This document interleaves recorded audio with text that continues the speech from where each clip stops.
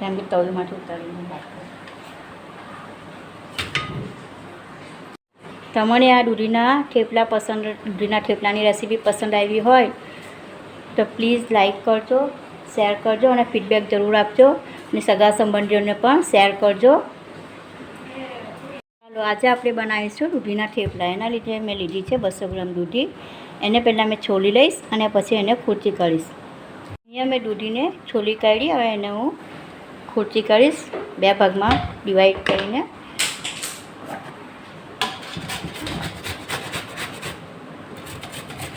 વચ્ચેનો જે સફેદ ભાગ છે તે આપણે કાઢી લઈશું.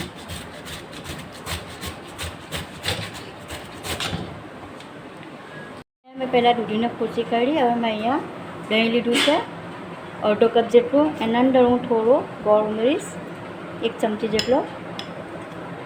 આ પણ હું દૂધીના થેપલામાં નાખીશ. હવે આમાં મેં નાખીશ ટેસ્ટના હિસાબથી નમક, મીઠું,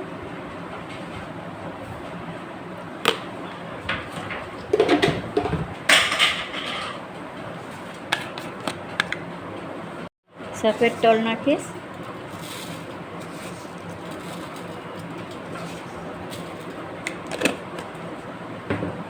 થોડો અજમો લઈશ એમાં 1/2 ચમચી જેટલો.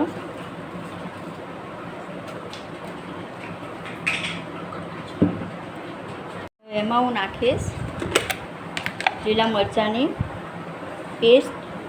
આ પણ ટેસ્ટના હિસાબથી તમારે નાખવાનું છે.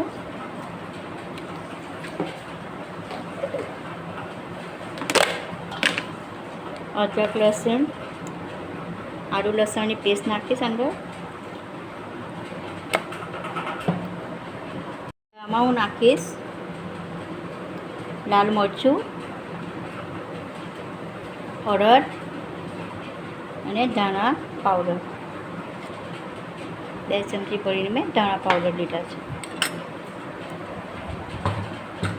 હવે એમાં જશે ધાણા.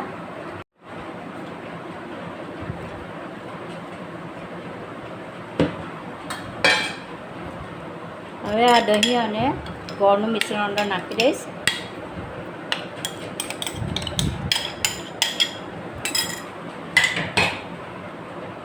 બધું મિક્સ કરી લઈશ. અંદર જેટલો આટો ખપે તેટલો હું આટો અંદર એડ કરીશ. ઘઉંનો આટો જ નાખવાનો છે, સિમ્પલ.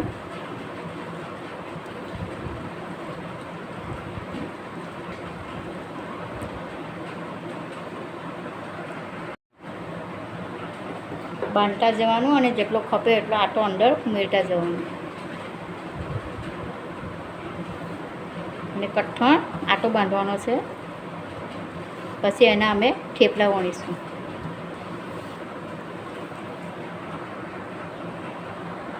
આમાં મેં જરા પર પાણી નથી નાખ્યું, ખાલી દૂધીના અંદર જે પાણી છૂટ્યું છે અને દહીં નાખ્યું તેનાથી જ મેં આટો બાંધ્યો છે.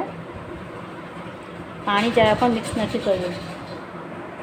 આટો મેં બાંધી લીધો છે. હવે એના હું લુવા પાડીશ. નાના નાના પરાઠા બનાવીશું. હું આનો પરાઠો વેરી દઈશ.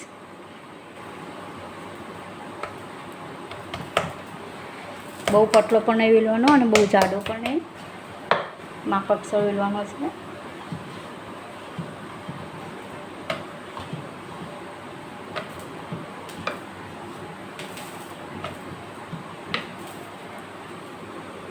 પરાઠો વેલાઈ ગયો છે. હવે આપણે શેકી લઈએ.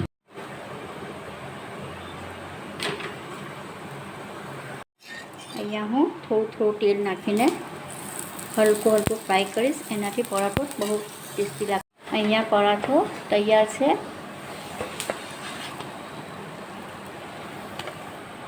હવે બીજો પરાઠો પણ આ રીતે શેકી લઈશું.